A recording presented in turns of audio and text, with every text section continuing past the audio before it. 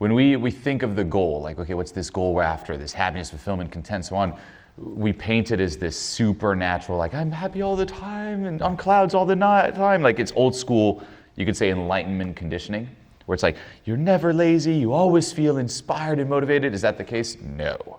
Is there times where I still get mad? Of course. Angry? Of course. Where I procrastinate? Of course. Where I'm lazy? Of course. Come up with excuses? Of course.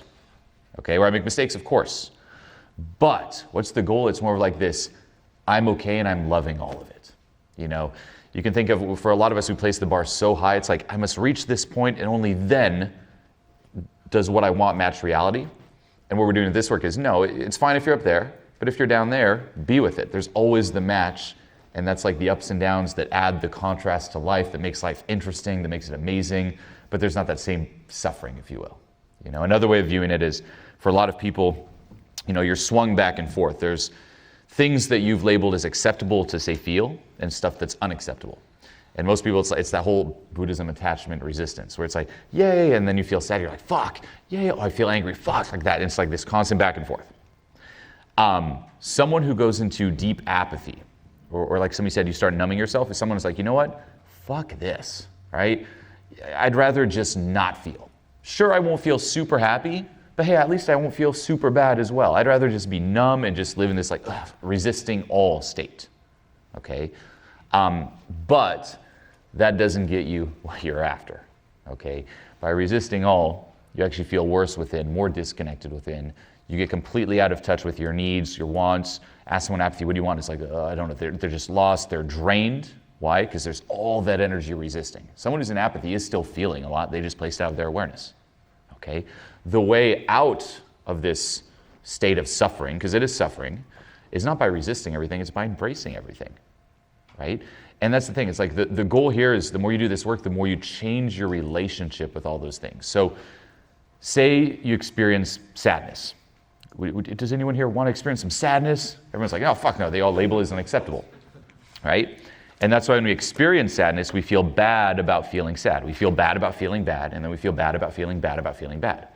Imagine, this is the thought experiment, you were raised in a society where from the moment you're born, like an alternate universe, from the moment you're born, they're telling you, hey, feeling sad is the best. And you go on YouTube and there's all these how to feel sad, how to, you know, it's like you just got to feel sad. That's the best state to be in. That's when you're the most attractive. That's when you're the most successful. You got to be sad. What would happen if you started feeling sad? You'd be like, oh, I'm feeling sad. Yes. And you'd be, because you're embracing, your experience of that sadness changes. Okay? That is the goal of this type of work. It's like whatever's coming up, you're just with it and experiencing it instead of, again, our mind interfering, judging, this is good, what does it mean, this is bad, stuff it down, so on and so forth. So it's like you're in this flow of things, you know? That's the biggest thing I notice. It's like you're in a flow of things, you enjoy feeling. Number two, you know how to process new things that are thrown your way. Like there's still gonna be adversity, challenges, so on and so forth. And for a lot of us, we get, you know, overwhelmed. And for most people, they just stuff more down with that. Here you learn how to just feel your way through it. You're free from being triggered. Okay, now, do I still get triggered at times? Of course, okay? But way fucking less than before. Imagine just no longer being triggered, no longer having your strings pulled like that.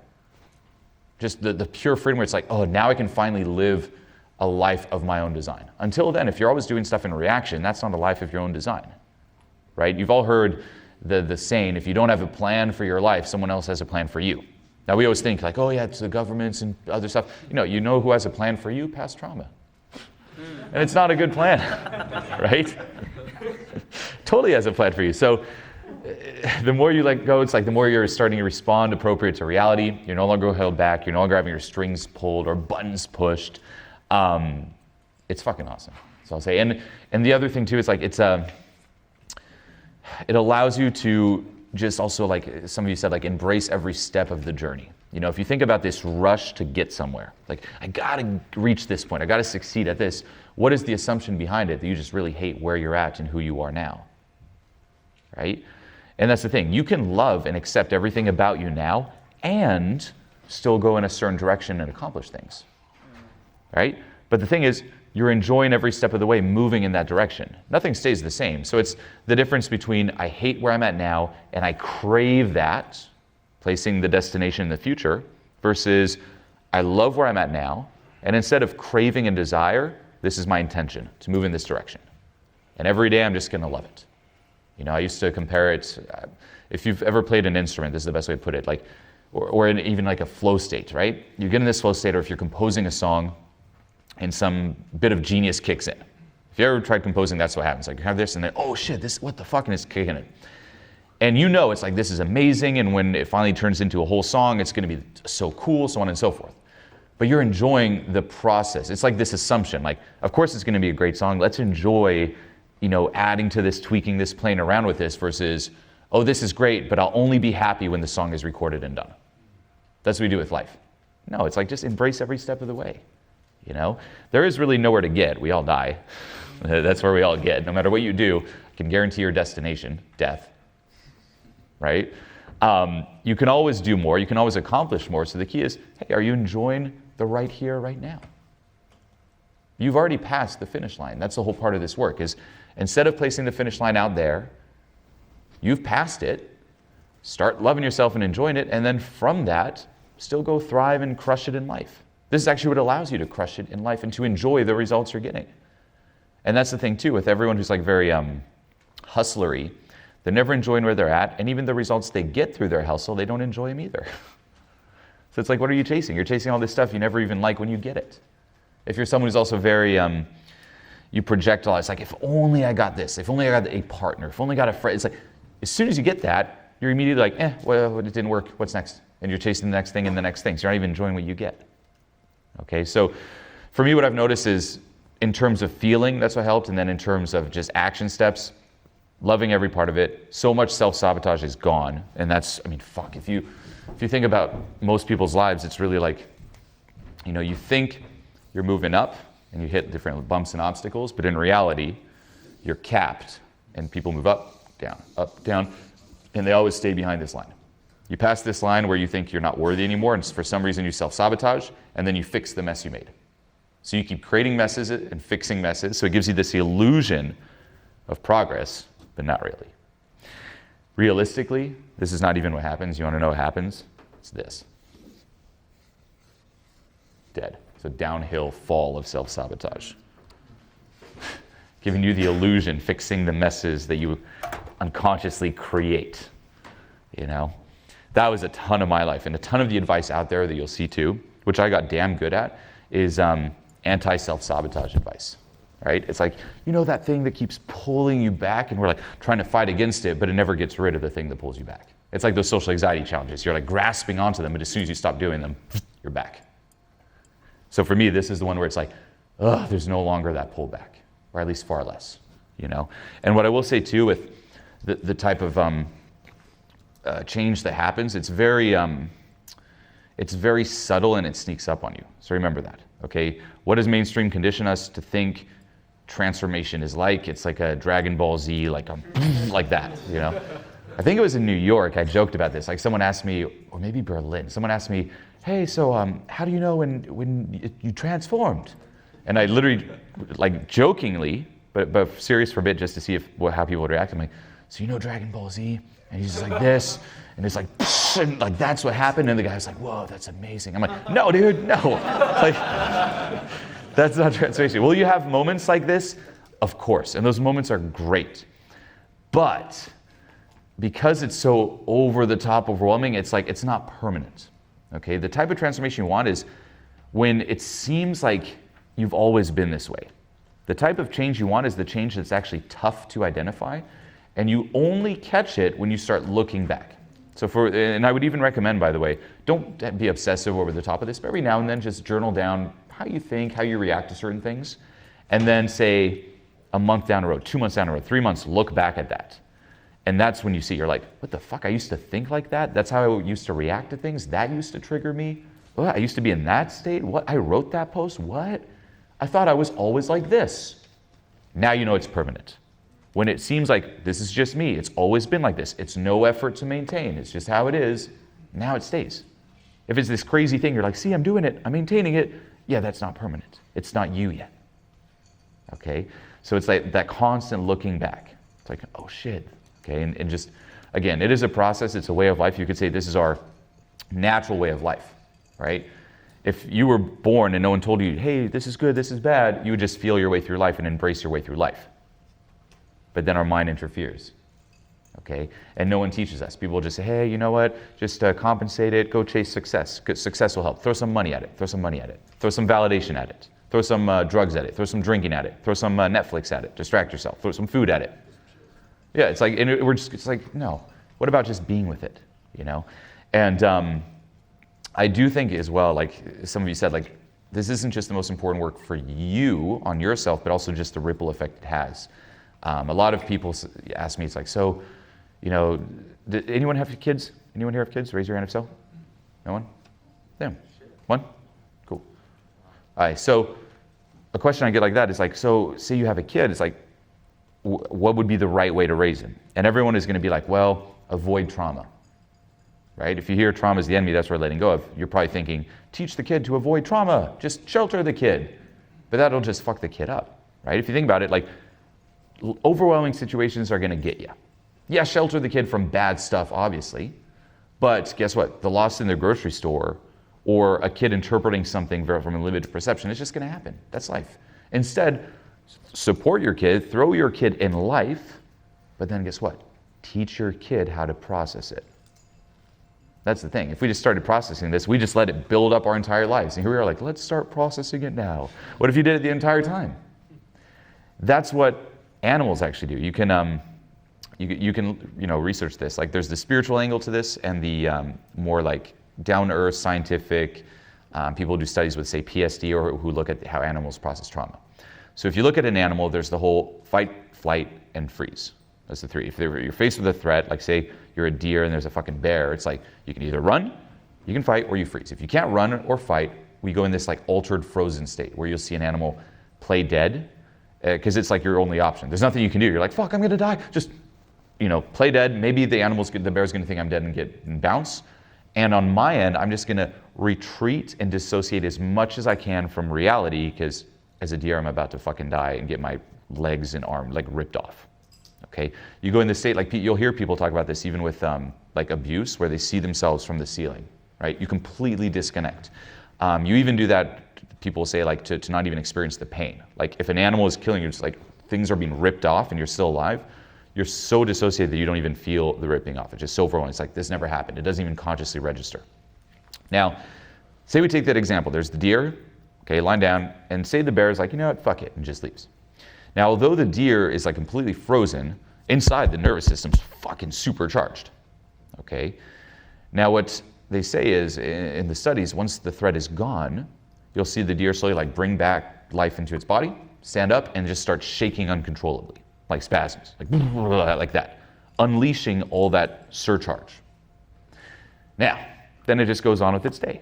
If you have an animal, you'll even see like your dog do this multiple times a day, just shake it out, and then like totally chilling, right? Like 1 second to the next. I have a dog, like I'll take her out and she'll like see some trees and leaves and freak the fuck out, just like, and then shake it off and just literally totally chill, right? Moment to moment, fine. What we do as humans though is we never shake it off. We never shake it off. We then get up, still supercharged, and then keep going through life. It just keeps piling on and piling on and piling on and just destroys us. And what are we doing here with this work? We're going back to all that.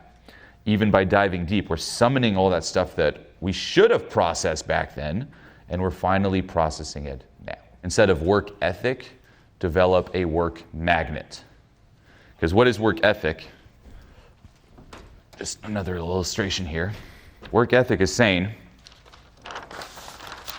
okay, here is me. I want to go here. Okay, this is where I want to go. However, there is a part of me, let's say a little devil part, right?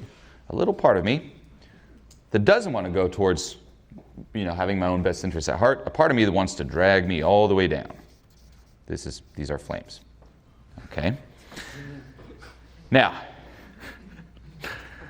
unless I discipline this little devil, right? Work ethic, like, no, we're going this way, then by default, I'm going to go here. That's what people think. I need to make myself, say, be healthy. By default, otherwise I would not be healthy. Wait a minute, what the fuck do you mean by default you wouldn't be healthy? Why is it that by default you don't have your own best interests at heart? I need to make myself succeed, or by default I would go towards failure. Why would you go towards failure? So what are we doing by letting go? It's letting go of this little inner demon. Now, it's not letting go in a way, going a little bit more subtle, by whipping and kicking the demon out. It's by actually loving the demon and realizing that there was no demon. And by embracing it, it just fades away. And then guess what? You're pulled towards your goals. There's no longer this weight, this counter direction. For example, when it comes to self-sabotage, you could have it around any of these levels. Right? You could have self-sabotage around a certain desire, a need. Right? This is a subtle one. The more you need something, the more you're addicting yourself to not having it. That's your comfort zone. If you get it, you no longer need it. So if you've been needing something for too long, you're going to self-sabotage because you're going to want to keep feeling your comfort zone, the need of it. It could also have to do with fear. It could have to do with you being a victim and trying to stay here. So by focusing on it through this map, and you could say immersing yourself on each level, it's like there's a bit of the demon in each level. So you do this general sweep and it just catches it. 2 key sayings that I give everyone in the mentoring is, number 1, shut the fuck up and keep releasing. That's a mantra. Shut the fuck up, keep releasing. Because your mind's gonna have all these doubts, like, no, it's like shut the fuck up and keep releasing. And the other key saying is action, trigger, release, repeat. Action, trigger, release, repeat. Okay? So you gotta start catching yourself whenever you're triggered, or you can proactively trigger yourself as we discussed here. Okay? The letting go, the internal work, doesn't take away from taking massive action. By taking massive action, you're going to get triggered, but instead of then numbing yourself, it's like action, trigger, release, and then just keep repeating. Go through your life that way, and you'll be amazed at how fast, not only because you're taking action moving forward, but like it becomes easy action, there's no self-sabotage, and you're using it to dive deep at the same time, and it's just this upward fucking spiral. Okay? Action, trigger, release, repeat. Start auditing your life. Okay? If you look at this map, this is key. Try to identify what your default state is at. Where would you reside most of the time? Now, we all have pockets of each. But what's the one that's the most, you could say, dominant? Right? So for example, when things happen in your life, and you look at even like the self-talk or the general theme, are you someone who easily reverts to victimhood as an example? Like that's your comfort zone. Something doesn't go away, you're like, oh, poor me, you see all the things are against me. Are you someone who gets angry all the time, is really in a state of anger? Someone who's in a state of fear all the time. Okay? Now with this, it shows you the direction you gotta go in. Now this goes against mainstream advice. Mainstream advice says follow feel good.